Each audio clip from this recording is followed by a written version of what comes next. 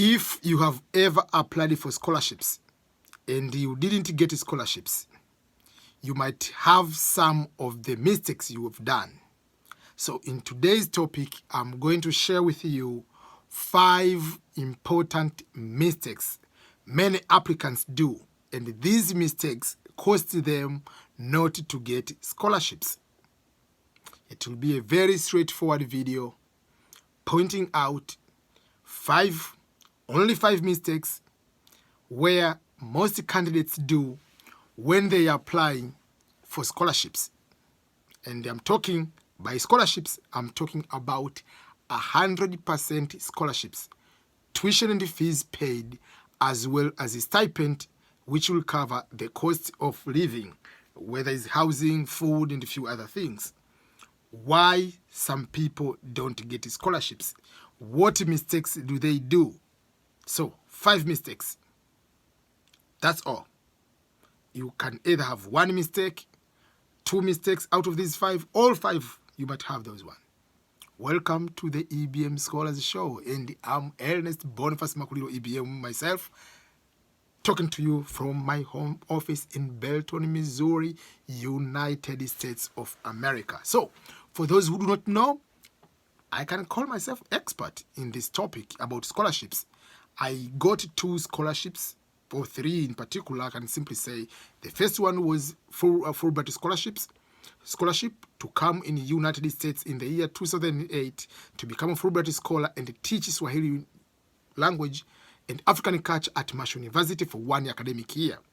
Then from there I got 2 scholarships, John B. Crook scholarships and Rotary Ambassadorial scholarships to pursue Masters in Peace and Justice Studies, focusing on conflict resolution at the University of San Diego in the great state of California, in the most beautiful city in America, San Diego. So, how did it happen for me to get all those scholarships?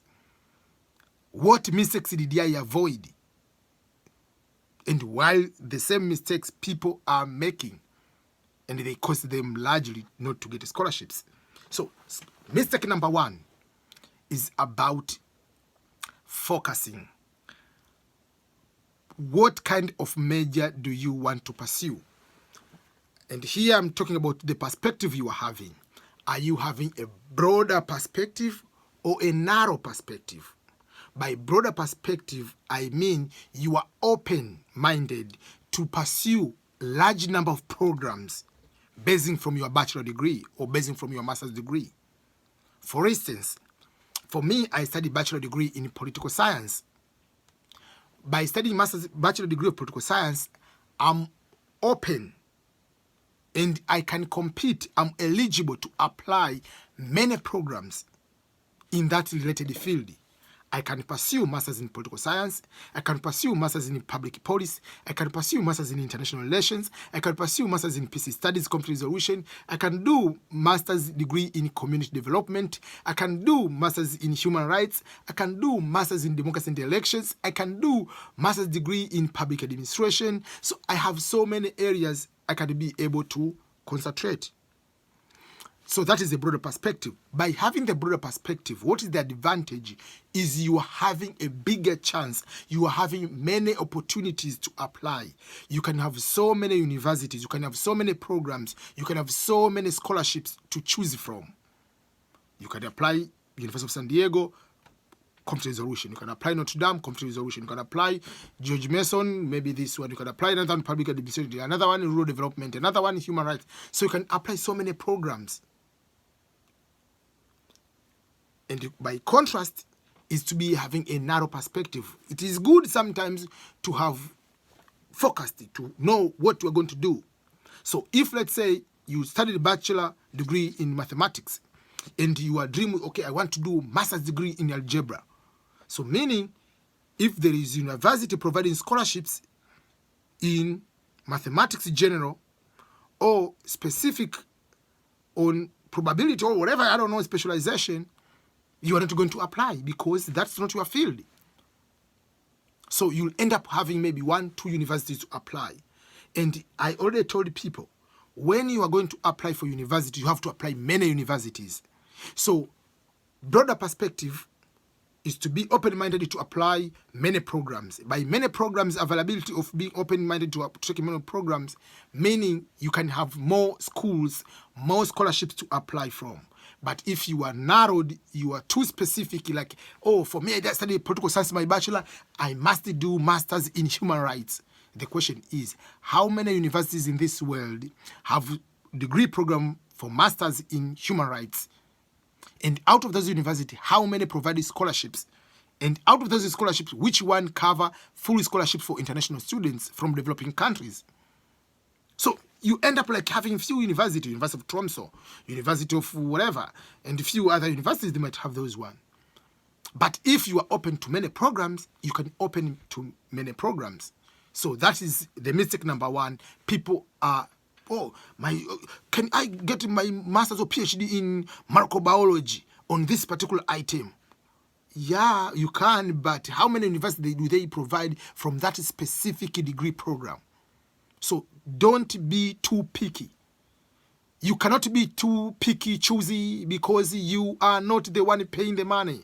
You can decide, I want to do master's degree in exactly what I want in election and democracy, only if you are the one paying the money. But if they are the one giving you the money, follow the money. Where they give the money, go for the money. When I was doing my master's degree, I was doing application for master's degree, I applied for 25 universities. I applied degree in political science, community development, international relations. So I was open up to many programs. Simple. I end up to get 3.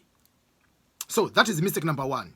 People are choosy, too narrowed, too focused. They ended up applying fewer universities and they get denied. Mistake number 2. People don't want to take the entrance exams. These scholarships require certain kind of examinations candidates to take. If you don't want to take these exams, never start thinking about scholarships. Consider other things in your life. I understand there are some of the universities, they might have waiver program for these entrance exams. Some of the universities or some of the scholarships, they don't have these exams. But the point is, how many? 1 in 20, 1 in 50 or 100 universities, they might have those exceptions. Are you going to bet your life on that line, just that smallest chance? So if you want to apply in Europe, very simple, very clear, you must take the English proficiency test. There are 2 tests. There is test of English as a foreign language 12, and there is International English Language Testing System, IELTS, British version, American version. You must take one of these 2 exams. I have a video which is talking between TOEFL exam and IELTS, which one you have to take, why, whatever they are, things of that nature. This is not the video about that. So you have to take the English proficiency test. But if you want to come to America, you have to take GRE or GMAT or LSAT, MCAT, depending on the program. If you are taking just the general management program, you take a GRE, graduate record examination. If you are taking management degree program, master's, PhD, you are going to take graduate management admission test, GMAT. But if you're taking law, you're taking LSAT. If you're taking medical, you're taking MCAT. These are some of the books. LSAT is here. This one is GRE, graduate record examination. This one is GMAT. So you have to take these kind of exams. So if you do not take these exams, you cannot apply. No matter how much good grades you have, they don't want to hear any other reason you have. So while you are going to ask for a waiver and beg for that waiver, someone in China did that exam and got a very high score. So, okay, they can allow you to have that waiver, but another person did the exam. So you have the same qualifications. One person is asking for the waiver, begging for the waiver and the sympathy. Another one did that exam. So obviously they will take someone who already demonstrated. This is how it works. So people don't get scholarships because they don't want to take the required examinations, entrance examinations. Either English proficiency, and or the other graduate exams like GRE, GMAT, LSAT, MCAT. That is mistake number 2. Mistake number 3. Majority of people, they are doing this big mistake. They are looking for sympathy in the scholarships. They are thinking that these scholarships are given to people in development countries because they are poor. In case you didn't know, the daughter of Barack Obama, the former president of the United States of America, is studying at Harvard through scholarships. The son of Master P, used to be called Romeo, now is Romeo, is studying University of South California or UCLA under scholarships. And this guy is the son of a rich man, and the guy is a rapper too, famous rapper, is studying under scholarship because he's good at basketball. The son of Snoop Dogg is doing scholarship. So in the end, they don't care whether you were the son, daughter of someone from the rural village in Kisumu or from Swaziland. They don't care about that. What they care is the requirements. Did you take these examinations? Did you get this enough good scores? Then you apply for the procedures. So there is no sympathy. That's why I usually tell people, when you are going to apply for scholarships, this is the quote I tell them. Scholarship application is not a therapy session. Don't apply for scholarships thinking of sympathy, looking for mercy, someone to see that I want to give me this scholarship because I deserve more because I'm poor. It's not about poverty. It's about competencies and about what are you going to do to your community, to your country, and to the world at large if you are given that opportunity. What are you going to contribute when you come to this university?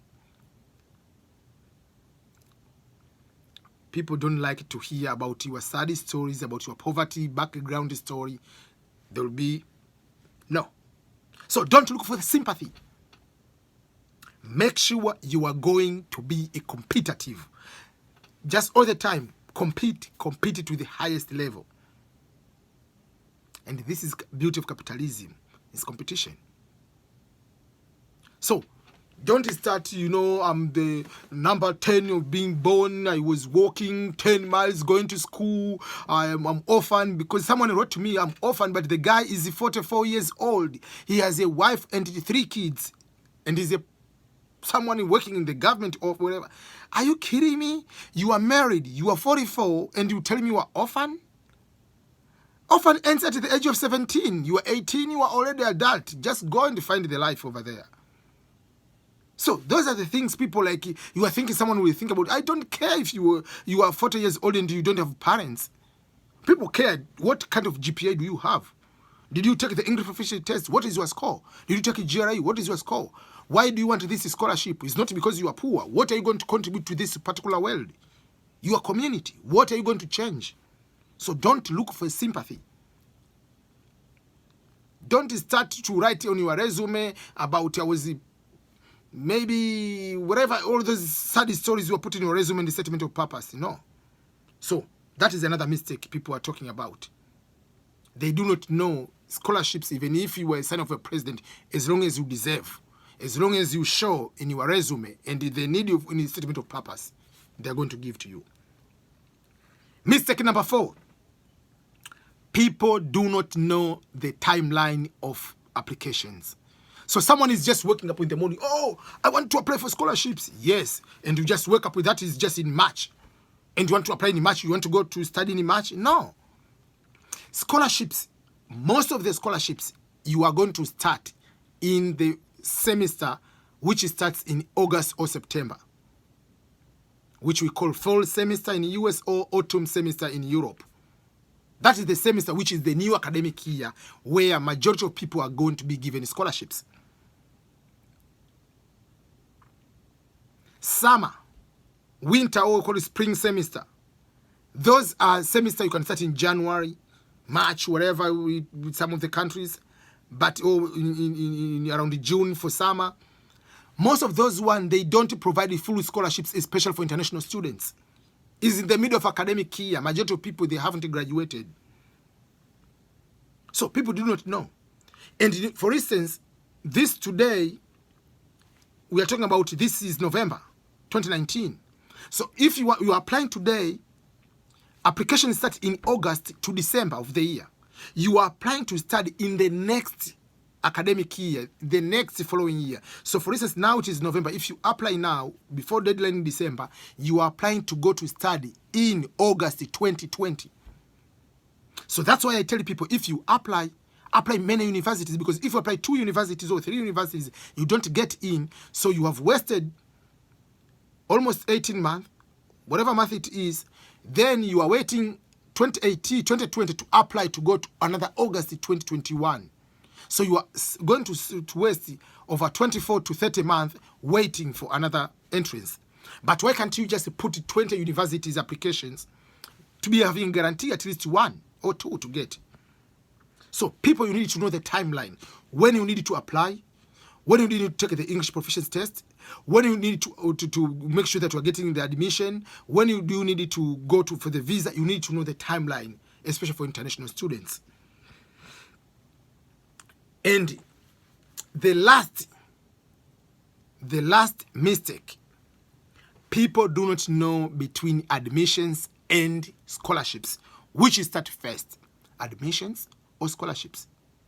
So for the failure to identify the two, some people, they just wake up, they go to any university, they see in Google search, they go to apply. They will go to admit as if they're assuming you are just applying there as self-financing student. And then when you get the admission, you are starting, oh, Ernest, I have this admission. Can I get money for this? No, you cannot get. The university is going to give you admission. It has to give you the scholarships. So you cannot just walk around and just get 50,000 for your master's or PhD. No. So you have to know, you have to apply to the universities where admission and scholarship are merged together. It is written in the website clearly that if you apply for this particular program, if we are going to admit, you are going to be considered for these scholarships, or you automatically given this scholarship.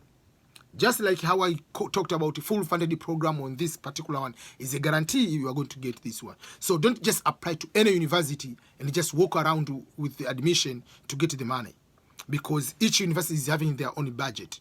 Plus, as a country to country, you cannot get admission in France and you think that Germany will give you money to study in France. Or you get your scholarship, you get admission in America, you think British will give you money to come to study in America. No. Each country is an imperialistic war. They will be still pulling to go to their own country so that they can have another influence of you and learn something from you. So those are the 5 mistakes people do. If I put back in the highlight, 1, people do not, you need to give the distinction between specific and just overall global perspective or broader perspective on programs. You need to be open-minded. People do not know or don't want to take the entrance exams. Then people are thinking of sympathy in applying for scholarships and asking for mercy, asking for someone to support them because they are poor, whatever. And people do not know the timeline. And the last one, again, it is failure to know between or to distinguish between admissions and or scholarships.